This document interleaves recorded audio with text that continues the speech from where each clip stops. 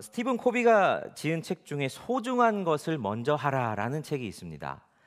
그는 이 책에서 결혼한 그의 딸과 대화를 나눕니다. 이제 딸이 아버지한테 푸념을 늘어놓는데 이제 막 결혼해서 아이를 이제 막 낳은 거죠.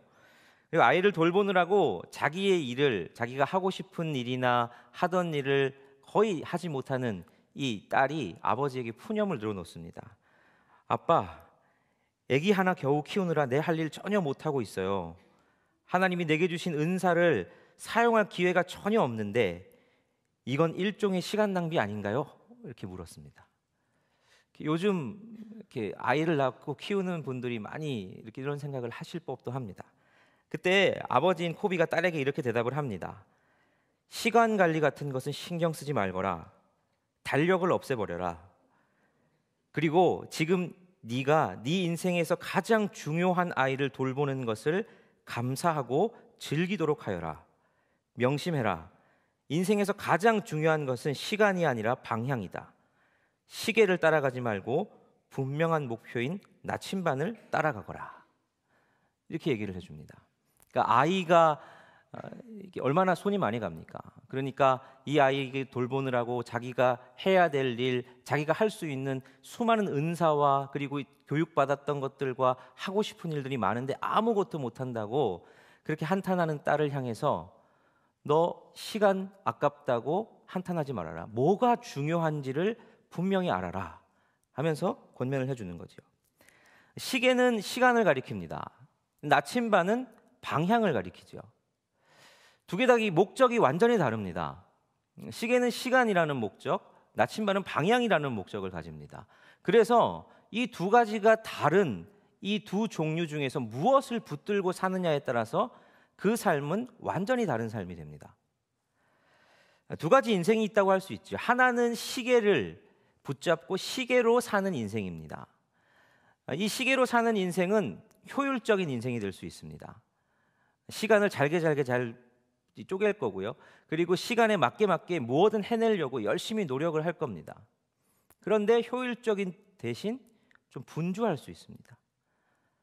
아무리 시간을 잘 관리하려고 이렇게 잘 세워놔도 그 내면 깊은 곳에서 있는 시간에 맞게 이걸 딱 해야지 하는 그 분주함은 어떻게 할 수가 없습니다. 근데 반면 나침반으로 사는 인생이 있죠. 나침반으로 사는 인생은 어떤 인생입니까? 나침반으로 사는 인생은 북극이 있는 인생입니다. 나침반으로 사는 인생은 북극이 있으면서 자기의 목적과 목표 그리고 철학이 있는 인생이다라고 할 수 있죠. 자, 그렇다면 자기의 목적과 목표, 철학이 있는 인생은 시간에 그리고 시계를 보고 사는 인생보다 조금 더 효율이 떨어질 수는 있습니다. 속도가 좀 늦을 수는 있습니다.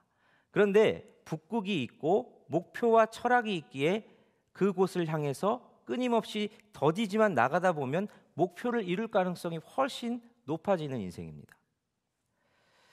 자, 그렇다 그러면 우리는 어떤 인생을 살아야 될까? 이거를 한번 생각해 볼 수 있겠습니다. 여러분, 분주하고 빨리빨리 돌아가는 지금 이 시대지요.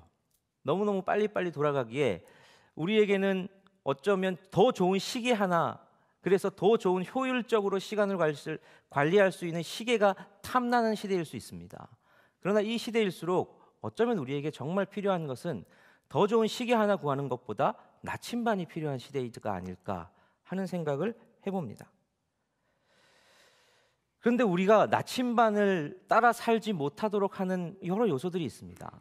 이 세상이 그런 분위기가 있죠. 우리가 민주주의 시대를 살면서 민주주의에서 의사를 결정하는 가장 대표적인 방법이 뭡니까? 다수결이죠. 다수결에 따라서 의견이 결정됩니다. 다수결에 따라서 대표자를 뽑기도 하고 다수결에 따라서 우리가 뭘 할 건지 정하기도 합니다.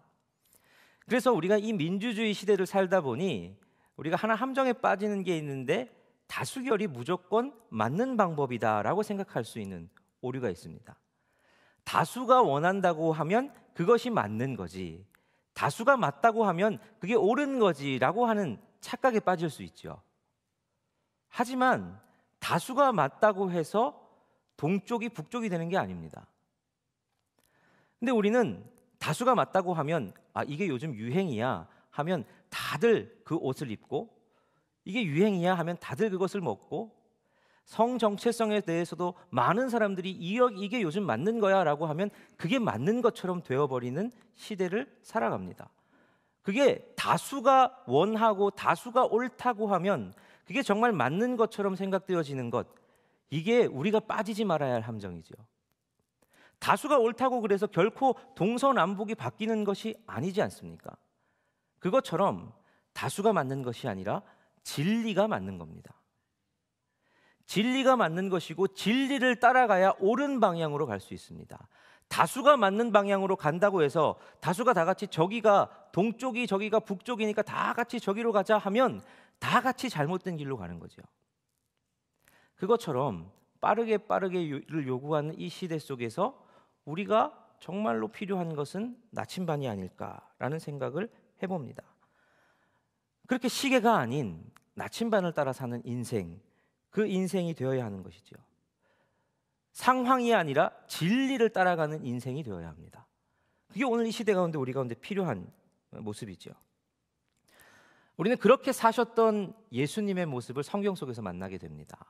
오늘 본문의 이야기 속에서 우리는 그런 예수님의 모습을 볼 수 있죠. 오늘 본문이 이제 예수님께서 광야에서 40일 동안 금식하신 후에 사단에게 시험 받으시는 내용입니다.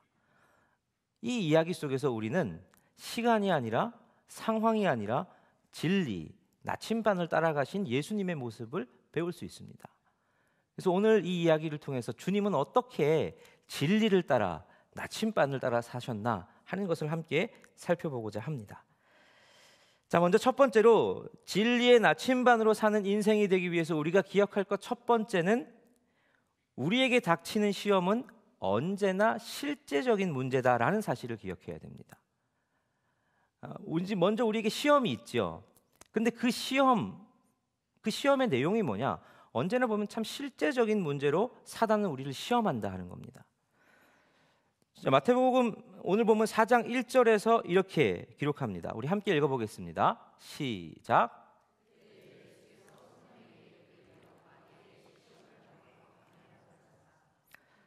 자, 오늘 본문을 직역해서 해석하면 이렇게 됩니다. 그때 예수께서 성령에 의해 마귀에게 시험을 받기 위해 광야로 이끌리셨다. 이렇게 볼 수 있습니다.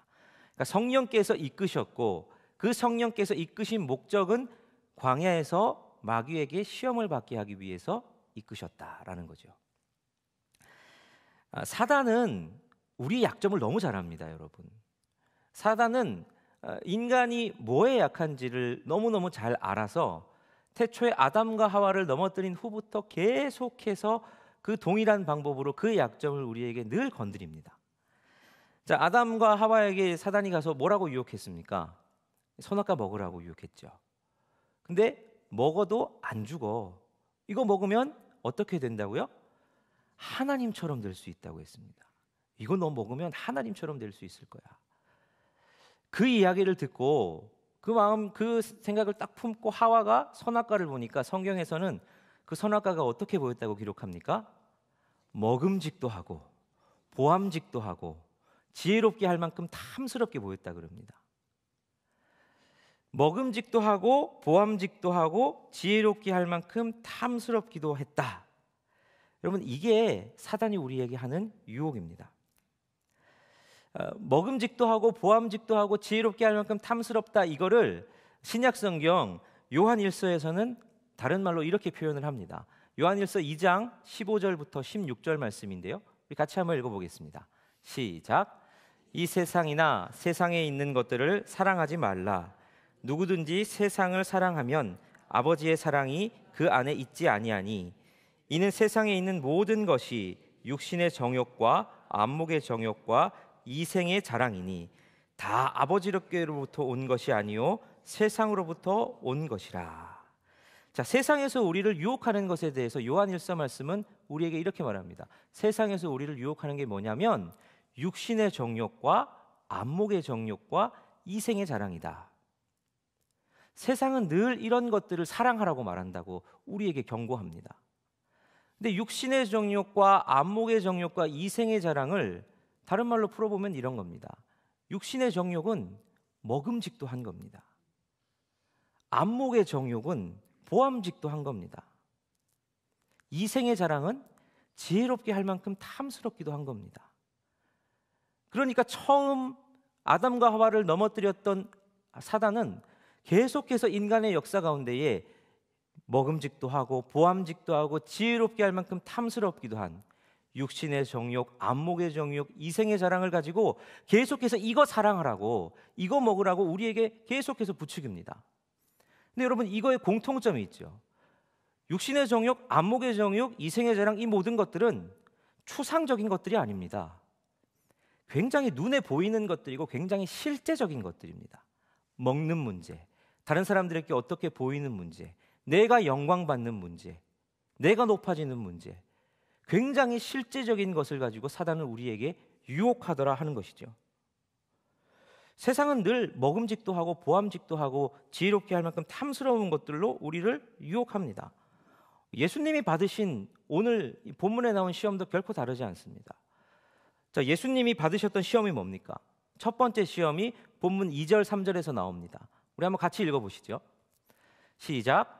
40일을 밤낮으로 금식하신 후에 줄이신지라. 시험하는 자가 하나님의 아들이거든 명하여 이 돌들로 떡덩이가 되게 하라. 뭐 가지고 한 겁니까? 먹는 거 가지고 한 겁니다. 먹음직도 한 것 가지고 육신의 정욕을 가지고 테스트한 거죠. 두 번째 시험은 뭡니까? 두 번째 시험은 4장 5절부터 6절까지 나옵니다. 같이 또 읽어보겠습니다. 시작. 이에 마귀가 예수를 거룩한 성으로 데려다가 성전 꼭대기에 세우고 이르되 내가 만일 하나님의 아들이거든 뛰어내리라. 기록되었으되 그가 너를 위하여 명하시리니 그들이 손으로 너를 받들어 발이 돌에 부딪히지 않게 하리로다 하였느니라. 성전에서 뛰어내렸는데, 꼭대기에서 뛰어내렸는데 천사들이 와가지고 탁 받치면 어때 보이겠습니까? 보기에 꽤 좋겠죠. 이게 보암직도 한 겁니다. 안목의 정욕을 말하는 겁니다. 세 번째 시험은 뭡니까? 마태복음 4장 8절부터 9절에 이렇게 나옵니다. 제가 읽겠습니다. 마귀가 또 그를 데리고 지극히 높은 산으로 가서 천하 만국과 그 영광을 보이며 이르되 만일 내게 엎드려 경배하면 이 모든 것을 내게 주리라. 지혜롭게 할 만큼 탐스러운 것들, 이생의 자랑이 될 만한 것들, 이것들을 가지고 예수님을 유혹합니다. 마귀는 늘 이런 식으로 유혹합니다. 여러분, 실제로 여러분들도 그렇지 않습니까? 여러분 뭐 가지고 유혹이 되십니까? 뭐에 시험에 빠지십니까? 세계 평화가 빨리 이루어지지 않아서 여러분 그렇게 유혹에 빠지십니까? 아니면은 뭐 저 땅에 이제 뭐 세계 열방 가운데 복음이 빨리 다 전파되지 않아 가지고 여러분 그렇게 애가 많이 타십니까? 사실은 많이 타야 되는데, 그럼 우리가 애가 더 많이 타는 건 사실은 무슨 문제입니까? 내가 먹고 내가 입고 내가 누리는 문제, 내 자녀와 내 가족들의 문제, 지금 당장 내 앞에 삶에 당한 그 문제 때문에 우리가 힘들어하고 시험에 빠집니다. 그러니까 아주 실제적인 문제를 가지고 사단은 우리를 건드립니다. 결코 굉장히 추상적이고 뭔가 거룩한 듯한 문제를 가지고 우리를 유혹하지 않습니다. 그게 우리에게 별로 소용이 없다는 걸 마귀도 잘 압니다. 그러니까 아담과 하와 때부터 역사를 거쳐서 우리에게, 그리고 오늘 본문의 예수님에게까지 마귀는 굉장히 실제적인 문제를 가지고 우리를 건들더라 하는 겁니다. 그걸 우리가 알아야 되죠. 마귀가 우리를 도대체 무슨 문제로 자주 건드리나, 무슨 문제로 그렇게 시험에 빠뜨리나, 내 진로와 내 자녀의 문제와 내 건강과 내 재정과 수많은 실제적인 것들로 우리를 건드리더라 하는 것이죠. 나침반을 따라 살아가기보다 시계를 따라 살아가라고, 분주하게 살아가라고, 그래서 당장 눈앞에 있는 것 그것 해결하라고 방향을 보지 못할 정도로 우리를 먹음직도 하고 보암직도 하고 지혜롭게 탐스럽게 보이는 것들로 우리를 유혹합니다. 자, 그러면 우리가 진리의 나침반으로 사는 인생이 되기 위해서 그럼 우리는 어떻게 해야 되겠습니까? 사단이 그런 문제들로 우리를 유혹한다는 걸 알았는데 우리는 어떻게 해야 될까? 그걸 위해서 기억해야 할 두 번째 사실은 이겁니다. 진리를 사랑하는 것이어야 합니다. 자, 예수님은 이런 사단의 유혹을 어떻게 이기십니까? 우리가 말씀을 보아서 알죠? 예수님 뭐라고 이렇게 이기십니까? 말씀을 가지고 이기십니다. 말씀으로 대적을 하십니다. 예수님의 대답은 4절, 7절 그리고 10절에 각각 이렇게 기록되어 있습니다. 먹음직한 것에 대한 유혹은 이렇게 대답하시죠. 4장 4절 말씀 같이 한번 읽어보겠습니다. 시작. 예수께서 대답하여 이르시되 기록되었으되 사람이 떡으로만 살 것이 아니요 하나님의 입으로부터 나오는 모든 말씀으로 살 것이라 하였느니라 하시니. 자, 보암직한 것에 대해서 유혹하는 사단을 향해서는 7절에서 이렇게 말씀하십니다. 함께 읽겠습니다. 시작. 예수께서 이르시되 또 기록되었으되 주 너의 하나님을 시험하지 말라 하였느니라 하시니. 자, 지혜롭게 할 만큼 탐스러운 이생의 자랑으로 유혹하는 사단을 향해서는 이렇게 말씀하십니다. 10절입니다. 함께 읽겠습니다. 시작. 이에 예수께서 말씀하시되 사단아 물러가라 기록되었으되 주 너의 하나님께 경배하고 다만 그를 섬기라 하였느니라. 자, 사단의 유혹을 벗어날 수 있는 방법은 말씀입니다. 진리의 나침반을 붙드는 겁니다. 예수님이 왜 이렇게 말씀하실 수 있었을까요? 사단이 유혹할 때 예수님이 일일이 율법책을 다 찾아보셨을까요? 아니죠. 튀어나오셨겠죠. 즉흥적으로 바로. 그만큼 예수님은 진리를 가까이 하시고 말씀을 늘 가까이 하시고 암송하시고 그렇게 하셨기 때문에 가능한 거겠죠. 근데 여기서 하나만 살짝 꼬아서 생각을 한번 해보면 좋겠습니다. 그러면 말씀을 늘 가까이만 하고 말씀을 수없이 성경을 그냥 통째로 다 암송하면 시험에 안 빠질까요? 말씀을 늘 가까이 해서 말씀을 그냥 여러분 요즘 필사도 열심히 하시는데 성경 전체를 다 필사하고 하면 시험에 안 빠질까요? 필사하다가 시험에 빠질 것 같은데 요즘은. 네. 정말 말씀을 많이 알기만 하고 말씀을 많이 알기만 한다고 시험에 안 빠진다고 생각한다면 예를 들면 바리새인들이나 율법학자들은 율법에 대해서 얼마나 잘 아는 사람들이었습니까? 율법을 얼마나 잘 지키려고 노력하는 사람들이었습니까? 근데 그들에 대해서 예수님은 뭐라고 평가하십니까? 독사의 자식들아 라고 꾸중하셨습니다. 율법을 그렇게 많이 알고 율법을 지키려고 그렇게 노력하는데 왜 그들은 독사의 자식들아라는 꾸중을 들었어야 됐습니까? 왜 그들은 시험을 이기지 못했습니까? 율법을 단순히 많이 아는 것, 물론 성경을 많이 알고 성경을 많이 묵상하고 암송하고 하는 것 참 좋은 거죠. 중요한 거지요. 그런데 그것이 그냥 내 머릿속에 채우는 것으로 끝난다면 그것은 우리 삶에 아무 능력이 안 됩니다. 중요한 것은 그 말씀을, 그 진리를 온 마음을 다해서 사랑해야 하는 겁니다. 내 머릿속에 있는 말씀이 내 가슴으로 내려와 그 말씀을 사랑하고 그 말씀을 사랑함으로 묵상하고 그 말씀이 정말 묵상되어서 송이꿀보다 더 달게 되고 내가 주의 말씀을 어찌 그리 사랑하는지요 라고 고백하게 될 때 그때 그 말씀은 나에게 진리의 나침반이 되어지는 것이죠. 예수님은 그러했습니다. 율법을 열심히 연구한 두 부류가 있었습니다. 한 부류는 율법학자들, 율법주의자들이었습니다. 그들은 율법을 열심히 연구하고 열심히 머리에 넣어서 그 율법을 많이 아는 것이 자신의 의가 되었습니다. 그래서 율법을 많이 알기 때문에 나는 의로운 사람이다 라는 길로 가버렸습니다. 그런데 또 한 부류가 있죠. 사도 바울과 같은 부류입니다. 율법을 열심히 연구했습니다. 그런데 그러다가 예수 그리스도를 만났습니다. 예수 그리스도를 알자 율법의 거울을 비춰보자 자기가 죄인이라는 것도 알았고 어떻게 구원 얻었는지 은혜를 알게 됐습니다. 그러자 사도 바울도 일생 마칠 때까지 율법을 열심히 지켰거든요. 근데 왜 율법을 열심히 지켰느냐? 하나님 사랑해서, 말씀이 너무 사랑스러워서 사랑함으로 율법을 지켰습니다. 율법을 많이 아는데 한 부류는 그 율법이 자신의 의가 되어서 율법 때문에 내가 의로워져야지라고 하는 부류가 있는 반면 한 부류는 내가 주님을 사랑하는 마음으로 율법을 최선을 다해 지켜야지라고 하는 부류가 있었다는 것이죠.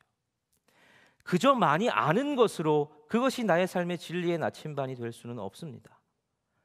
율법을 끊임없이 사랑하는 마음이 우리 가운데 있어야 하는 거죠. 말씀을 가까이 하셔야 됩니다. 성경 많이 읽으시고 필사도 하시고 성경을 열심히 암송도 하시고 공부도 하셔야 됩니다. 그런데 거기에 머무시면 안 됩니다. 그 말씀을 끊임없이 사랑하셔야 됩니다. 그 말씀을 사랑하셔서 그 말씀이 정말 나의 삶의 나침반이 되어야 합니다. 그래서 그 말씀 따라 살려고 애쓰고 애써야 합니다. 그러할 때 진리는 우리의 나침반이 될 수 있는 것이죠. 여러분, 필사하면서 참 힘드시죠? 근데 필사하다 보니 장점이 있습니다. 성경을 굉장히 자세히 보게 됩니다. 여러분, 저 필사 저 맡은 분량을 다 해서 냈거든요. 근데 빠꾸 맞았습니다. 틀렸다고. 그러니까 또 씁니다. 한 번 틀린 건 계속 틀립니다. 이 고비를 넘겼다 싶은데 다음 고비가 또 나타나서 또 다시 쓰게 됩니다.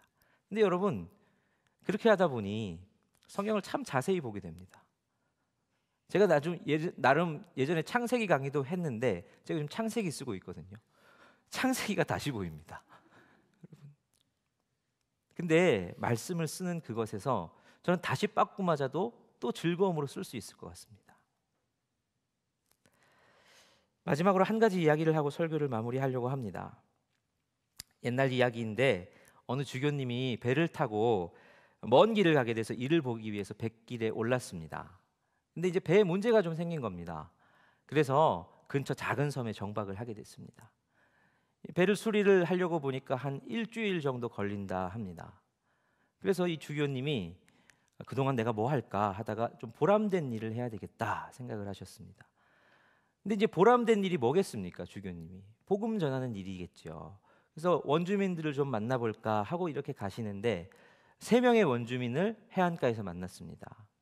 근데 그들에게 물어보는데 그들이 자기들이 그리스도를 믿는 신앙인이라는 겁니다. 너무 깜짝 놀랐습니다. 어떻게 이 작은 섬에 복음이 들어왔을까? 얘기를 들어보니 오래전에 한 선교사님이 들어와서 자기에게 복음을 전해주시고 또 금방 떠나셨다고. 그때부터 자기 셋이 그때 전해받은 복음을 붙들고 이렇게 신앙생활을 하고 있노라라고 고백을 하는 겁니다. 너무 귀해서 이 주교님이 몇 가지 물었습니다.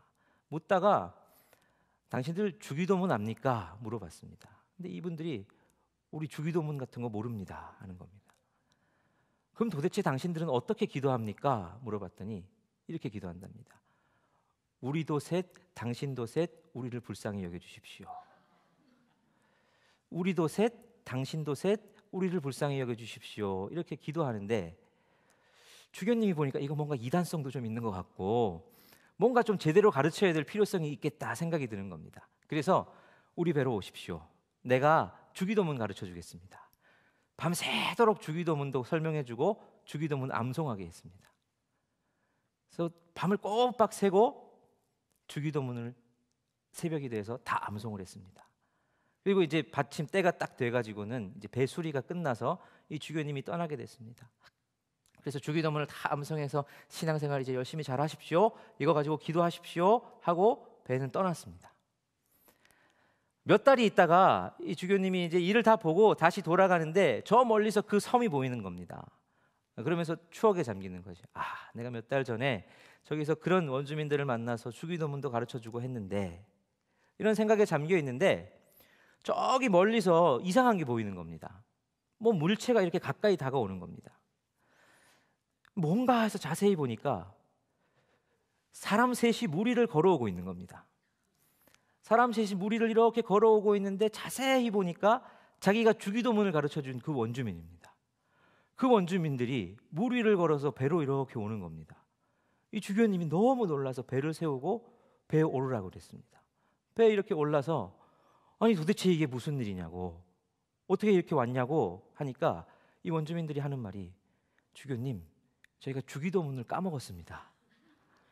하늘에 계신 우리 아버지 이렇게 해가지고 시작되는 거 하다가 중간 가서는 도저히 기억이 안 납니다. 주기도문 좀 다시 알려달라고 주교님 배 지나갈 때까지 기다리고 있었습니다. 한 겁니다. 이 주교님이 뭐라고 말해야 될지 모르는 겁니다. 주기도문은 얼마든 가르쳐 줄 수 있지만 이 사람들은 물 위를 걷는 사람들 아닙니까? 물 위를 걷는 능력 있는 사람들에게 자기가 뭐라고 주기도문을 가르쳐 줘야 될지를 몰랐습니다. 그래서 그들에게 이렇게 기도하라고 가르쳐 줍니다. 우리도 셋, 당신도 셋, 우리를 불쌍히 여겨주십시오. 그리고 나서 주교님이 이렇게 보고서를 쓸 때 이렇게 보고서를 씁니다. 그 섬에 신실한 신자들이 있는데 그들은 능력이 많은 하나님의 사람입니다. 그들의 능력과 신실함은 하나님에 대해서 바르게 알고자 하는 간절함과 사랑함에서 나오는 것 같습니다. 라고 썼답니다.